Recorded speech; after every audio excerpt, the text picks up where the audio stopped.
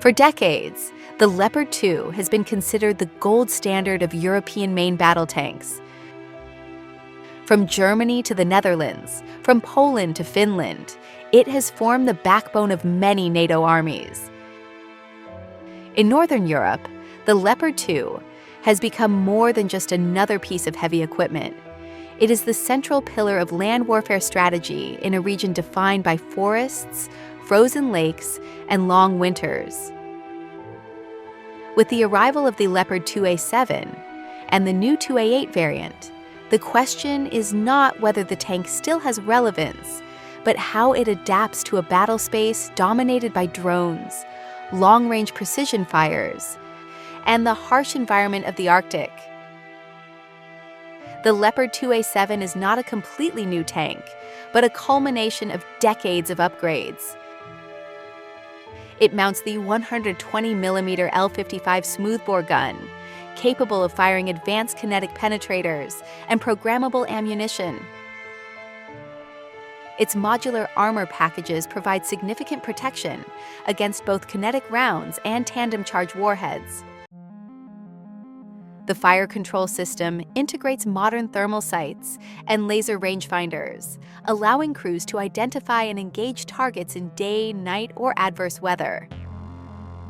The A8 goes further, adding new survivability features, an updated digital backbone, and better integration with active protection systems. These are not cosmetic adjustments. They represent the attempt to keep the Leopard competitive in an era when cheap loitering munitions can strike from above and advanced anti-tank guided missiles are everywhere on the battlefield. Northern Europe has embraced the Leopard in multiple ways. Finland operates one of the largest fleets of Leopard 2A6 and upgraded A4s, using them as the heavy element of a defense strategy built around delaying and attriting any potential invader across a vast forested frontier. Norway, after briefly considering the Korean K2 Black Panther, decided in 2023 to purchase the Leopard 2A7. Denmark has also invested in Leopard 2, though its force is smaller and oriented towards supporting NATO deployments abroad. Sweden, historically operating Stridsvagn 122s, essentially Leopard 2A5s customized for Swedish needs, continues to maintain and upgrade them. Together, these fleets form a Northern Leopard community, each adapting the tank to specific doctrines and terrain. The terrain itself imposes unique challenges. In the Arctic or subarctic environment, engines must be able to cold start at temperatures of -30 degrees. Tracks must be able to grip on frozen ground and deep snow, while maintenance crews must perform repairs in conditions that quickly freeze lubricants and make handling steel components dangerous. Roads are limited, rivers may be frozen in winter and flooded in spring, and forests restrict maneuver. Tanks in this region are not used in wide, sweeping desert flanking maneuvers, but in short, decisive thrusts along limited corridors, supporting infantry and artillery to blunt enemy advances. The Leopard 2, with its powerful engine and good cross-country mobility, is suitable, but it requires careful adaptation, preheaters for engines, insulation for sensitive electronics, and supply chains that can keep fuel and spare parts flowing even when ice storms close ports. Technological integration is critical. Modern Leopard 2 fleets are being paired with active protection systems, such as Trophy or Iron Fist. These intercept incoming missiles before they strike, giving the tank a chance to survive in environments saturated with anti-tank weapons.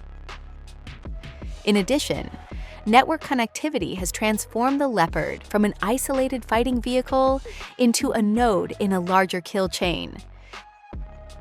Data from drones, ground sensors, or allied reconnaissance can be shared with tank crews, allowing them to engage targets beyond line of sight or call in precision artillery strikes.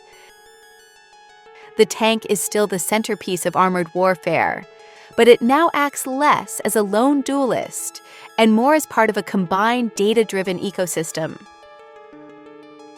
The war in Ukraine has reinforced both the relevance and the vulnerabilities of modern tanks.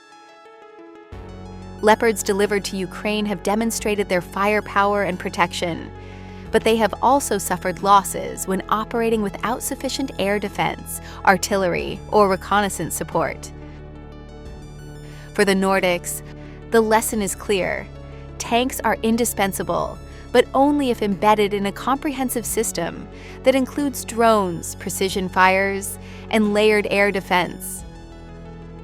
A Leopard 2A7 on its own is a powerful asset.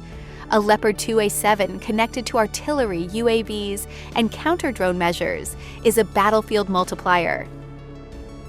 Logistics remain the unglamorous but decisive factor. A Leopard 2 consumes large amounts of fuel.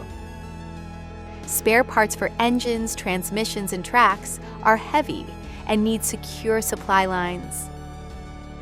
In the north, where distances are vast and weather unpredictable, sustaining a tank unit can be as challenging as deploying it. Crews need constant training.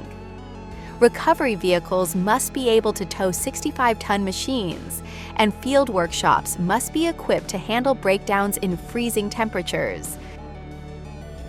Without robust logistics, the best tanks become static targets. NATO planners in the region have therefore emphasized not just buying the latest variant, but ensuring the infrastructure exists to keep them running for weeks in the field. Politics and budgets also shape outcomes. Denmark recently committed around $9 billion to a new air defense program, raising questions about how much it can spend on armored forces. Norway, a wealthy but relatively small state, had to decide between Leopard 2 and K2, eventually choosing the Leopard to maximize interoperability with its neighbors and Germany. Finland, now a NATO member, has invested heavily in its ground forces to ensure it can hold a large frontier against Russia. Each decision reflects not just military requirements, but political calculations about alliance solidarity, industrial cooperation, and national defense priorities. Buying Leopard 2A7 or 2A38 is therefore also a political signal. These countries are doubling down on integration with the German-led armored ecosystem of Europe. Operational scenarios for Nordic Leopards vary, but revolve around three themes. The first is border defense, using tanks to reinforce choke points, deny corridors, and counterattack penetrations. The second is coastal and island defense, deploying tanks to critical islands or coastal areas to prevent enemy lodgements.